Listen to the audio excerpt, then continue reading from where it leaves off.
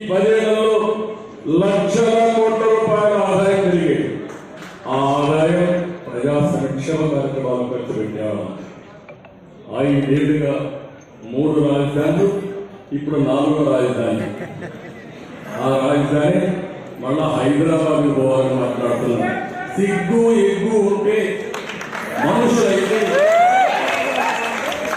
అంటే నువ్వు దేని నేను వచ్చేస్తా, నాకు ఇచ్చేసే సిద్ధంగా ఉన్నారంటే ప్రజలు అంటే ఏం మాట్లాడతాడు? ఆ పార్టీ అంటే ఎదురుదాడి చేస్తే, విధ్వంసం చేస్తే ఎవరైనా భయపడిపోతారనే ఆలోచన తప్ప ఇంకోటి లేదు.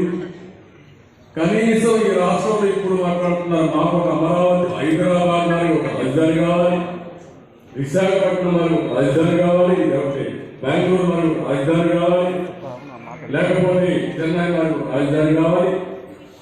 మళ్ళీ 10 ఏళ్ళు అయిపోయింది, కోర్టులో కూడా చేయలేకపోయాం.